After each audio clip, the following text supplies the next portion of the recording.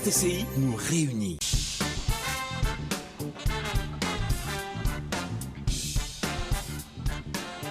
Salut à toutes et à tous, autour de midi nous recevons Nesrine El-Amin. Bonjour Nesrine. Bonjour Hatem. Toujours un plaisir de vous recevoir, surtout lorsque vous nous amenez des nouvelles très actives. Vous allez nous parler aujourd'hui de Under the Sand et c'est un projet franco-tunisien qui intéresse beaucoup de jeunes. Oui, bonjour. D'abord, je remercie tous les auditeurs pour leur attention, pour leur écoute. Et évidemment, je viens pour parler du projet franco-tunisien Under the Sand. En français, c'est Sous le sable. Et c'est un projet qui est en co-construction depuis 2015, qui se poursuit jusqu'à 2019. Et il est porté par deux artistes, Souad Mani, qui est plasticienne tunisienne, et Neil Wilfried, qui est artiste français. Tous les deux, ils sont directeurs artistiques de deux associations, l'une en Tunisie, l'autre en France, qui s'intéressent tous les deux aux projets et aux promotions des projets artistiques, à la promotion des projets artistiques, et aussi à l'art numérique, aux questions du territoire. Donc c'est un projet qui a émergé par leur entente, leur collaboration, leur sensibilité au sujet du territoire et qui tous les deux ont vécu des expériences inédites par leur voyage, leur passage par plusieurs territoires différents. Alors en quoi consiste ce projet pour nos auditeurs ? Donc ce projet, c'est l'objectif principal de ce projet, c'est l'exploration, c'est la valorisation du territoire oublié de Gafsa qui se trouve au port du désert, qui est voué à l'oubli, qui a vécu beaucoup de blessures identitaires, politiques et dont le patrimoine a vu beaucoup de souffrances, si on peut dire ça. Alors vous allez tous aller à Gafsa ? On va tous à Gafsa et les artistes et les organisateurs y étaient depuis le début du projet en 2015.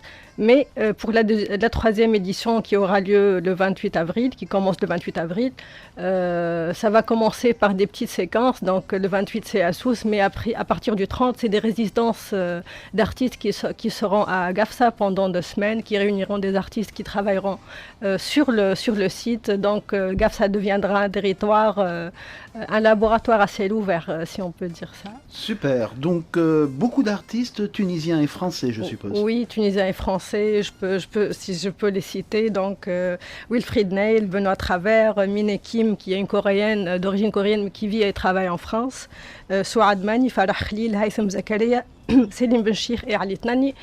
Mais pour les expositions, parce que ce projet, c'est un ensemble de résidences d'artistes, mais aussi des expositions qui se projettent, qui ont lieu dans plusieurs... qui ont lieu d'abord à Nantes et vont se poursuivre à Paris, et Tunis et tout. Donc il y aura d'autres artistes avec ceux que je citais tout à l'heure qui vont participer pour les expos qui se poursuivront jusqu'à 2019. Très bien. Voilà. Et votre participation à vous ? En fait, peut-être que je participerai avec les artistes, mais je suis la chargée de communication pour le projet et je suis coordinatrice pédagogique. Donc mon rôle, c'est aussi de prolonger, de trouver avec toute l'équipe, les directeurs, de trouver un prolongement, un terrain, un espace de réflexion collectif entre artistes, chercheurs et pourquoi pas d'autres institutions de l'enseignement supérieur telles que l'archéologie, la psychologie, la philosophie, l'anthropologie. Donc c'est un sujet qui touche presque toutes les disciplines, l'art, la science et toutes les sciences humaines. Très bien. Voilà. Donc très ouvert et puis très interdisciplinaire finalement. Oui, exactement. Les associations Azone de Nantes, dont le directeur artistique est Neil Wilfried, et l'association Delta à Sousse, dont la présidente est Souad Mani, sont effectivement des associations qui encouragent et qui sont là pour pour promouvoir des projets artistiques transdisciplinaires. Très bien. Alors, dans quelques instants, nous allons en venir à votre propre participation, Nesrine Amin, dans le cadre de ce festival, appelons-le comme ça, dans le cadre de Under the Sand. Je voudrais vous passer une petite info. Il y aura des journées du cinéma iranien en Tunisie. Elles auront lieu au Mondial à Tunis entre le 30 mars et le 1er avril. Et puis, elles se poursuivront, et c'est la 5e édition de ce festival du cinéma iranien, elles se poursuivront dans plusieurs villes, Jendouba, Kef, Mestir, Mahdia et Nebel. Nous reviendrons sur ces journées du cinéma iranien, un cinéma très motivant d'ailleurs. Et puis vous, l'Iran, vous avez une histoire avec ce pays. Je suis amoureuse de l'Iran. Et vous êtes beaucoup inspiré quand même. Hein? Oui, je me suis beaucoup inspirée dans les articles que j'écris et je regarde beaucoup le cinéma iranien parce que c'est un cinéma qui reste spécial, si on peut dire, parce que c'est un mélange où les artistes souffrent d'une blessure identitaire et de beaucoup de... Oui, beaucoup de points qui sont à discuter. Qui sont délicats, donc j'aime beaucoup. Très bien, nous y reviendrons dans quelques instants avec Nesrine Amin qui va nous parler donc de son propre parcours et de sa participation dans le cadre de Under the Sand. Parenthèse musicale tout de suite et nous revenons dans quelques instants. 11h30 sur RTCI, nous sommes en compagnie de Nesrine Amin qui nous parle de cette manifestation culturelle qui se déroulera très prochainement à Gafsa, Under the Sand. Nous en arrivons maintenant au programme et vous allez nous expliquer aussi la genèse de ce projet franco-tunisien. Oui. Je rappelle que ce projet est entretenu et co-construit par Souad Mani et Wilfried Neil, qui est l'initiateur du projet. Et ce projet qui s'inscrit dans le contexte d'un projet de mobilité artistique en Tunisie, au titre des relations et des échanges internationaux avec la France. Donc c'est un échange entre le gouvernorat de Gafsa et les Pays de la Loire à Nantes. Il est aussi financé par le lieu unique qui est une association culturelle à Nantes, l'Institut français de Nantes et le ministère des Affaires culturelles en Tunisie. Donc ce projet développe une démarche, si on veut, archéo-artistique, parce que c'est un travail sur le terrain, un laboratoire où les chercheurs et institutions fouillent, déterrent, explorent, exploitent... Au sens métaphorique. Oui, bien sûr, et au sens concret aussi, parce qu'ils sont en train d'étudier le sol du territoire, du site, et étudier son histoire, son patrimoine... Voilà, tout ce qui est passé par ce territoire pour créer chacun à sa façon sa démarche artistique et son œuvre artistique autour de ça. Évidemment, c'est la 3e édition qu'on prépare et qui commence le 28 avril à Sousse et finit à Gafsa vers le mois de mai, le 14 mai. C'est des ateliers, des résidences d'artistes qui vont travailler en collaboration sur le site. Ils sont d'abord en train de découvrir le site, de se promener, de découvrir, de parler avec les habitants de la région pour aussi s'inspirer pour leurs œuvres plus tard. Donc, et pendant la résidence, il y aura un workshop auquel on va lancer sur la page du site un appel à participation. Il y aura une sélection ouverte aux jeunes et étudiants et chercheurs de tous bords qui peuvent participer au workshop et à la pratique aussi des artistes qui les intéressent par leur démarche. Très bien, et concernant votre participation, elle est essentiellement pédagogique et également au niveau de la communication, je crois. Oui, mais ce qui est le plus important, c'est à part la médiatisation du projet, mon rôle, c'est aussi avec toute l'équipe de trouver des terrains, des espaces de communication, des réflexions sur le prolongement de ce projet, parce que c'est un projet qui doit se poursuivre et on veut qu'il se poursuive. Donc, on est en train de trouver un terrain de communication, de réflexion entre les artistes, les chercheurs, les scientifiques et tous ceux qui s'intéressent aux sciences humaines. Donc c'est un laboratoire ouvert à tous les amoureux de l'art et qui s'intéressent dans leur pratique, leur démarche à la question du territoire. Très bien. Et vous allez embrasser une période historique extraordinaire parce que GAFSA a cette vertu d'être inscrite aussi bien dans la préhistoire que dans l'histoire contemporaine. Exactement. C'est ça qui inspire les artistes et qui nous inspire nous-mêmes en tant qu'artistes qui traitons la question du territoire. Et je tiens à rappeler que l'association Delta, dont la présidente est Souarad Magne, qui est aussi directrice artistique du projet, s'intéresse beaucoup aux questions du territoire et aussi à trouver des projets qui essayent d'améliorer l'aspect universitaire des recherches. Donc, on est en train de travailler sur l'implication d'artistes, de scientifiques et de chercheurs de tous bords dans nos programmes de recherche. On ouvre des workshops ouverts, on invite des artistes, des chercheurs, des scientifiques pour animer des cours qui resteront un support pour les enseignants aussi. Très bien. Et lorsque vous dites GAFSA, il s'agit de GAFSA Ville ou bien est-ce que vous allez rayonner sur tout le gouvernorat? Non, c'est pas forcément GAFSA Ville, mais aussi ça peut s'étendre jusqu'à 40 km où l'on trouve Rdaïf qui a une grande histoire. Depuis 2008, tout le monde connaît l'histoire des événements de Rdaïf qui ont aussi participé à cette nature identitaire, nature poétique du territoire. Très bien, merci beaucoup Nesrine Amine. Vous restez avec nous, vous allez nous parler dans un instant d'une table ronde, la table ronde Mobilité et Diaspora qui se tiendra ce vendredi je crois. Oui, ça sera ce vendredi, donc une table ronde à laquelle participeront plus de 100 jeunes artistes, de jeunes Tunisiens plutôt, qui veulent et souhaitent poursuivre leurs études à l'étranger. Donc surtout en France parce que c'est organisé par l'Institut français de Tunisie. Donc mon rôle est d'apporter mon expérience en tant qu'étudiante qui était à la Sorbonne à Paris. Voilà, donc...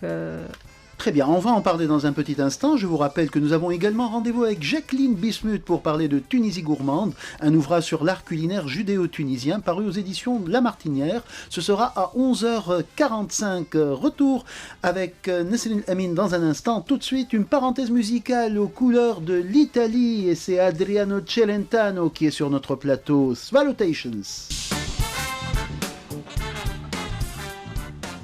Autour de midi, nous sommes ensemble jusqu'à 13h30 actuellement en compagnie de Nesrine Amine et également dans un instant Jacqueline Bismuth au téléphone. Nous recevrons tout à l'heure Yemen Mannari pour parler de ses romans et nous recevrons aussi Riva Suissi pour parler de la dictée du Rotary et également Semira Turjmen pour parler du Festival des Arts de la Méditerranée. Nous allons tout de suite passer un petit bonjour au téléphone à Jacqueline Bismuth, auteure de l'ouvrage Tunisie gourmande, un livre sur l'art culinaire judéo-tunisien aux éditions de La Martinière. Vous restez avec nous, Nesrine. Bonjour Jacqueline. Bonjour, comment allez-vous?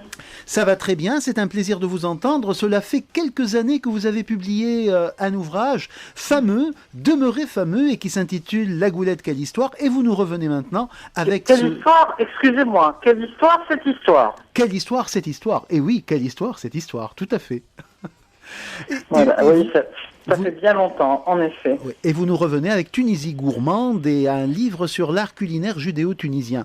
On va l'aborder comme ça. Votre projet, il est né comme ça, pour le plaisir? Ah oui, pour le plaisir et surtout dans l'idée d'une transmission nécessaire et obligatoire d'une partie du patrimoine tunisien que je ne voulais pas laisser perdre. Très bien. Et l'ouvrage présente des recettes, donc? Bien sûr, c'est un livre de cuisine. Et vous êtes présente à la foire du livre avec cet ouvrage? Oui, certains stands, dont mon livre. Très bien, très bien. Et le livre est paru aux éditions... Et en librairie, il est en librairie. Très bien. Alors, est-ce que vous pourriez nous préciser un peu le projet que vous avez eu pour écrire cette Tunisie gourmande? En fait, si vous voulez, c'est arrivé progressivement à mon esprit. Il se trouve que, comme des tas de jeunes, ma fille est partie faire ses études, qu'elle ne savait pas quoi manger, qu'elle m'appelait pour demander des recettes. Donc j'en ai rédigé quelques-unes, et puis une entraînant l'autre. Je pensais qu'une fois que j'avais rédigé une vingtaine de recettes, j'avais fini de travailler. Je n'avais pas bien réalisé qu'entre 20 et 100, il y a une petite différence, mais enfin bon, j'ai fait ce travail quand même avec beaucoup de plaisir. Et je me suis surtout appliquée à retrouver tous les goûts de mon enfance qui finalement m'avaient manqué une grande partie de ma vie. Voilà. Super. Écoutez, nous allons avoir l'occasion de reparler de votre livre en compagnie d'ailleurs de nos amis du site Mangeons Bien, un site pour valoriser l'art culinaire, et Hanan Mabrouk et Abdelaziz Hali. Donc merci beaucoup Jacqueline pour ce contact, pour nous avoir annoncé la parution de cet ouvrage qui se trouve actuellement à la Foire du Livre. Je rappelle le titre. Alors, il est je crois sur le stand de Cérès, peut-être d'autres stands, mais Cérès c'est sûr, et en librairie.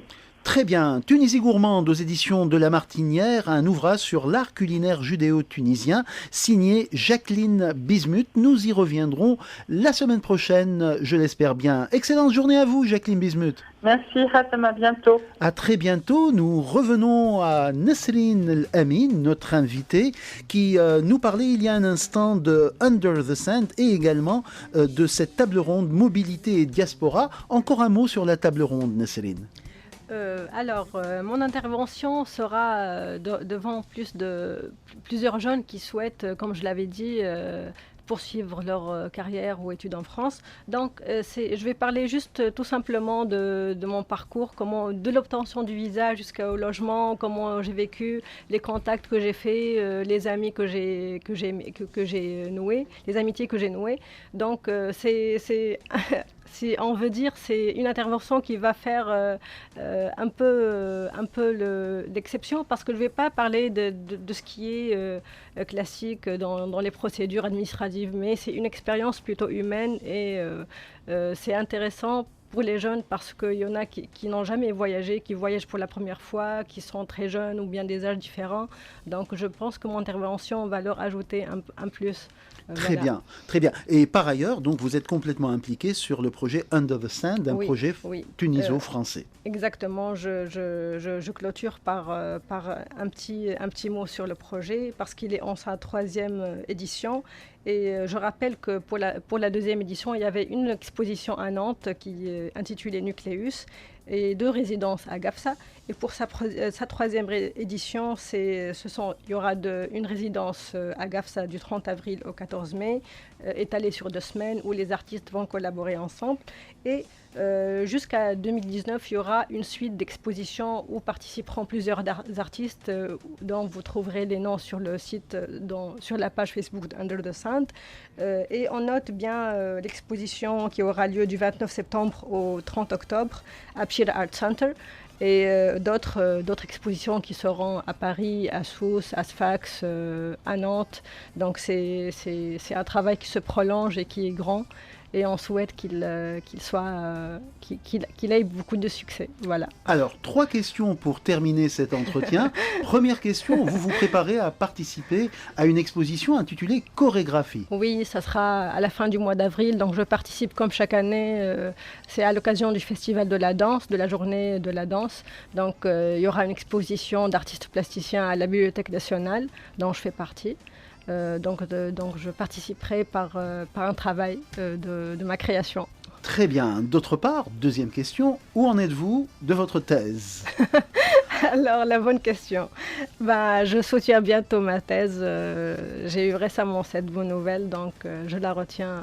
J'espère que dans 2-3 mois, je ne sais pas encore, mais ça va être bientôt. Et cela porte sur quel sujet? C'est sur la théorie de l'art. En fait, je parle de la photographie prolixe. C'est la photographie conceptuelle, contemporaine, sur les problématiques de l'exposition, de la présentation, de la monstration de la photographie contemporaine. Très bien. 3e question, peut-être plus personnelle. Quand est-ce que vous allez nous préparer une belle exposition à la mémoire de vos parents à Djerba?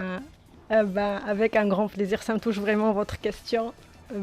Pourquoi pas, je suis en train d'écrire une autobiographie en fait, et peut-être que ça se travaille, que ça va émerger bientôt. Ce serait magnifique. Merci beaucoup.